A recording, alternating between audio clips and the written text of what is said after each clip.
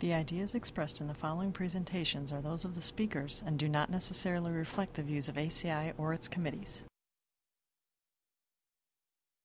ACI Web Sessions are recorded at ACI conventions or other concrete industry events and will be made available for viewing free of charge for 1 week. Thereafter, they will be archived on the ACI website or added to ACI's online CEU program, depending on their content. You can earn continuing education credits through ACI's online CEU program. Visit www.concrete.org to register. ACI conventions provide an opportunity for networking and for keeping up to date with the latest in concrete technology and practices.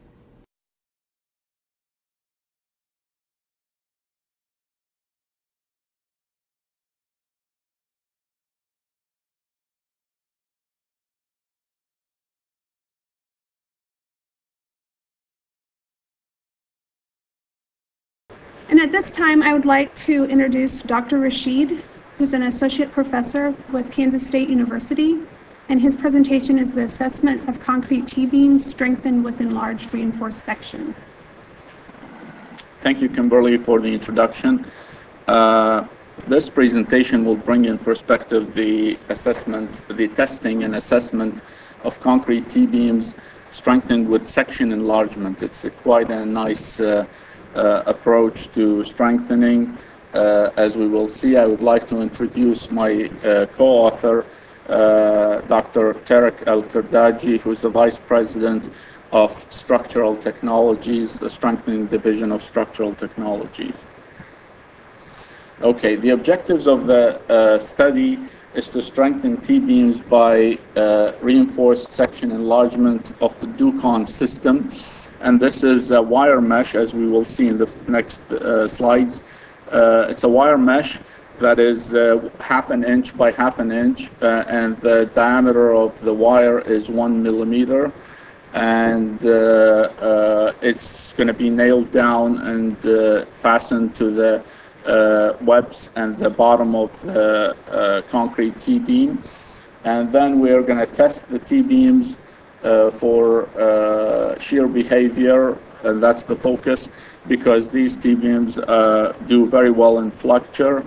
And then we're going to assess the T-beams for shear behavior using some computations, some design equations. This is the layout of the beam specimen details that we enlarged with the Ducon system.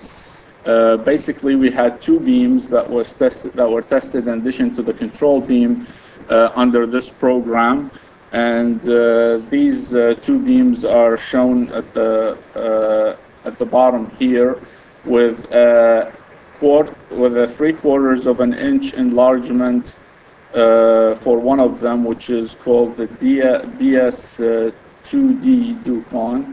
And then the other one has twice as much enlargement, 1.5 inch enlargement around the web. And the 3/4 inch enlargement had 7 layers of this Ducon systems. And the other one has almost double that, 15 layers of this Ducon system. Both beams were reinforced with 4, or actually 6 number 4 bars on top and 3 number 10 bars on the bottom that are not shown in this slide. And the shear reinforcement was very comparable. The shear reinforcement was number 3 bars at 10 and at 12 inches on center, BS5 being the weaker one in shear, has the spacing of 12 inches on center. The other one has the 10. This is the Ducon 1/2 inch by 1/2 inch wire mesh reinforcement. It has a wire size of 1 millimeter, 0.04 inches, and the standard roll size is 60 inches by 165 feet. The yield strength of this material is about 44 KSI, with an ultimate strength of around 58 KSI. We start by roughening the surface to a 1/4 inch amplitude, and that's to improve the bond between the new system and the old concrete. Then we cut the wire mesh to length, and it's important to prepare the sizes such that, because we're going to overlay the U-shaped Ducon systems on top of each other, so we have to take into account the enlarged size as we add more layers. And this is showing the external steel fabrication, bending the Ducon systems into U shapes prior to installation. And there will be a spacer mesh that will be installed on the web of the beam to allow us to apply the Ducon mesh on top. This slide shows the securing of the first mesh, Ducon mesh, to the spacer mesh, just temporarily until we nail the Ducon mesh on. And this slide shows the nailing anchors of the mesh, and that's not the final mechanical fastener that we're going to be using for the beams. This will secure it in, but then there is a layout for the screw anchors that will be installed on the beam. The screw anchor is Hilti HUS-H screw anchors, and they will be applied at the locations shown in the previous slide. And this is the final product before applying the concrete slurry mix to the outer surface. Then the formwork process starts. And one of the nice features about this application is that they put plexiglass windows on the ends to make sure, as a quality control, to make sure that the slurry mix is really covering the entire area that it needs to cover for the outer surface or the external surface.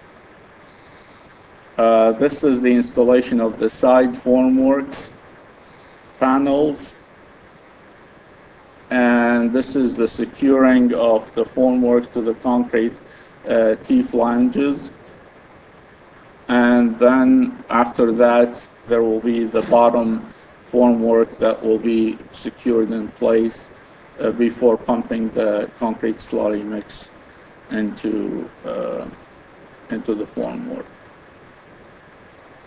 This is the final picture of the formwork installation. Then comes the step about the Ducon slurry mixing. It's a very flowable concrete with a slump flow test of value of 10 inches. There will be some specimens for mortar to test compressive strength, and the compressive strength of this product is about 6,000 to 9,000 psi.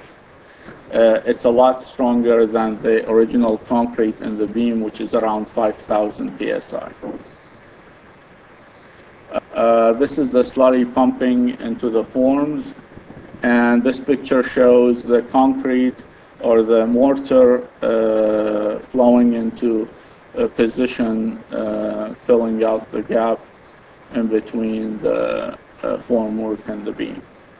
This is the final product of the finished beams, and these were the two beams that we tested at K-State.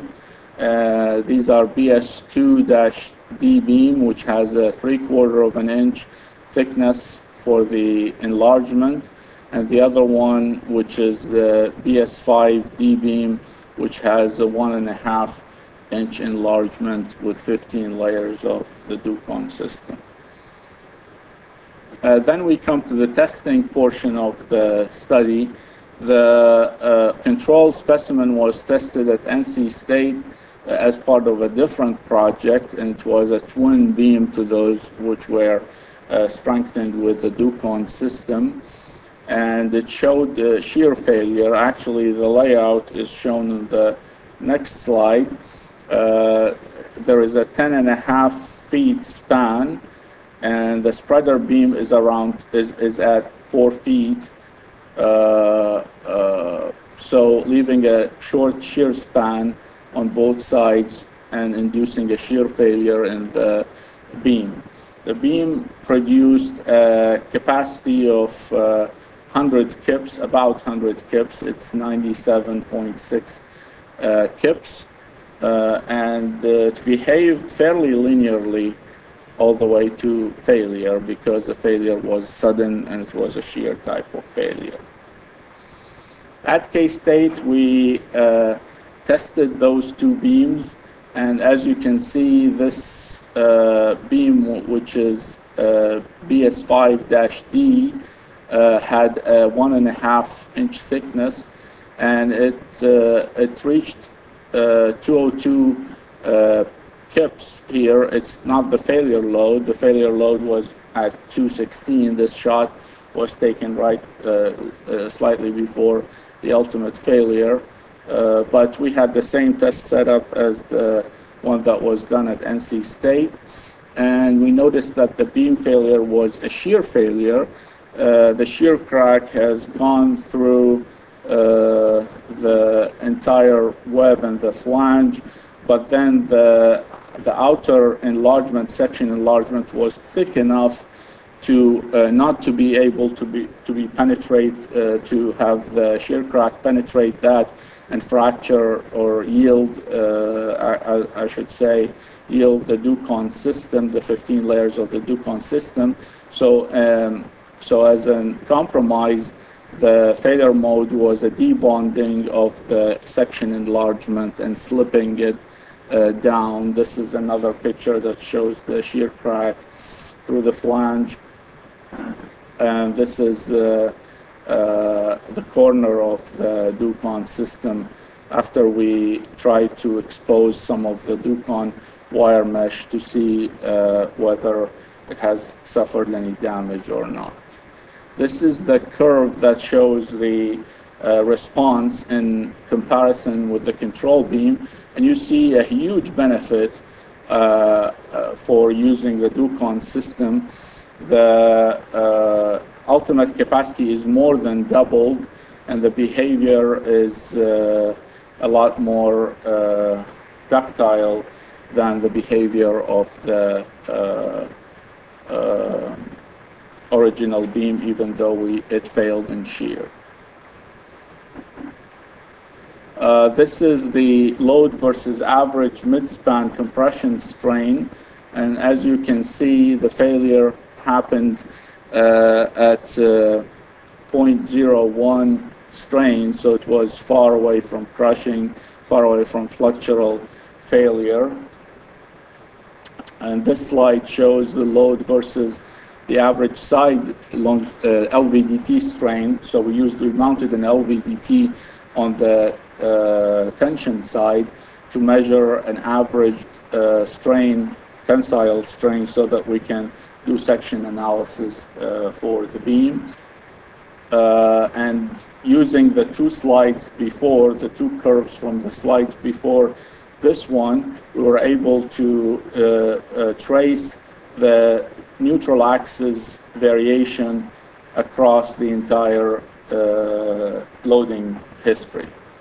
So it's very complex to do that by analysis, because because of the Ducon system and its contribution as a continuous reinforcement along the sides and the bottom of the beam.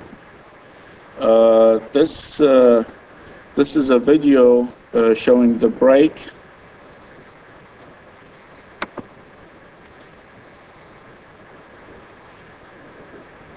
And that's a short video. And the break is sudden. And as you will see that it will fail in shear.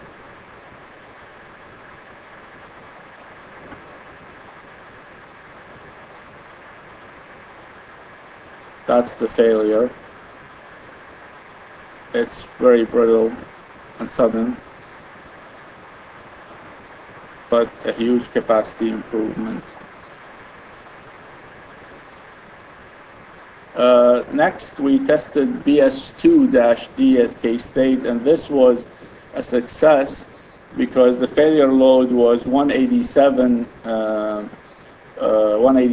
kips, and it exceeded all our estimates or analyses, as you will see in the next slides. According to the modified compression field theory, we did an estimate, and this exceeded that. The failure this time, because it was a thinner cross-section as a section enlargement, the shear crack managed to get through the section enlargement all the way to the through the beam. So that was a nice failure. To see, if we zoom in here, we will see all the Ducon system getting yielded across that and broken in some spots. This is the load deflection curve, and we see a lot of benefit, even though the section enlargement was a lot smaller, was half of what we had previously compared to the control beam. And this is the compression strain response. And as we will see, we are still far away from crushing the concrete, so we are far away from a flexural failure. And this is the LVDT strain measuring the tensile strain, the average tensile strain across the lower side of the beam. And this is the variation of the neutral axis location where there is a sudden jump, and then it goes back to the flange as we progress towards the loading of this beam. And this shows the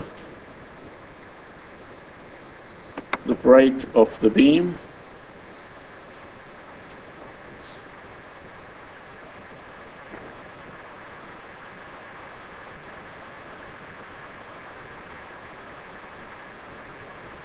It's also sudden and it's coming up. And this side where we put the camera, unfortunately we couldn't capture the shear crack across, but the shear crack was from the other side. But we were lucky to have two cameras on both ends of the beam because we wouldn't know where to expect the failure to happen, which side of the beam we expected to happen. But the other side was the side through which the crack went in the section enlargement. As for the assessment, we assessed the first beam, which is the control beam, and we used the modified compression field theory, and I don't want to go through all the equations, but basically we calculate the steel strain, we calculate the beta coefficient for the ASH to LRFD modified compression field theory, and then we calculate this V sub C, the concrete strength, based on this equation, and then we calculate V sub S as a combination of the shear reinforcement inside the beam and the shear reinforcement outside externally due to the Ducon system. And this is the control beam. I'm sorry. There's just the reinforcement inside the beam, and the capacity came out to be very close to what we got in the experiment. In the next slide, we did the same thing, except that V sub S was coming from two sources, from inside the beam, plus from the term from the Ducon system, and that raised the capacity significantly.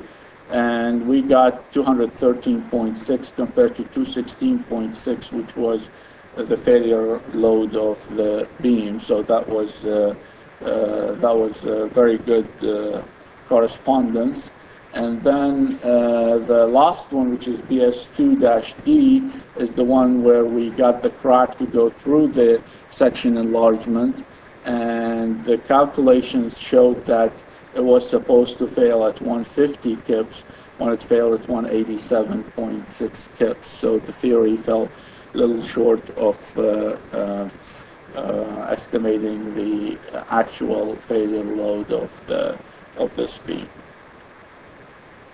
In conclusion, the Ducon system is relatively simple to apply and effective as a section enlargement, and we saw a tremendous benefit as far as the shear capacity by testing. So there was an increase, a significant increase in the shear capacity of the section, and the failure modes varied between shear cracking and shear debonding, and the modified compression field theory predicted the shear capacity reasonably well. With that, I will stop and open it for questions. Yes? If you were to enlarge the web using conventional reinforced concrete, how thick would it need to be to get the same type of? That's a very good question. Actually, the problem is going to be you get a failure mode of delamination no matter what if you use conventional reinforcement, because the rebar is going to be a barrier for a good bond between the old concrete and the new concrete. So there will be either splitting or debonding of the external enlargement of the section due to if you use regular reinforcement. So I wouldn't, I couldn't carry on the flight with me a sample of the concrete piece with steel wire mesh embedded in it, but it's pretty slick. I was hoping I can pass it around for people to see it. You see the 1 millimeter wire spread across the entire thickness, so it's very well distributed inside the concrete. So that's what helps it gain the high capacity. Yes, sir.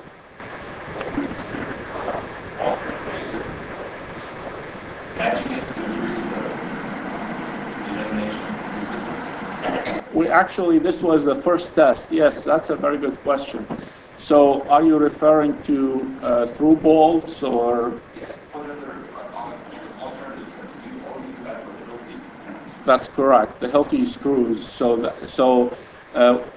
once the shear crack went through, the screws pulled off and the whole section delaminated or debonded from the, but if there will be deeper anchor bolts or even through bolts, I would expect that the failure would turn into a shear crack through the reinforcement. So yes, that's it. Yes?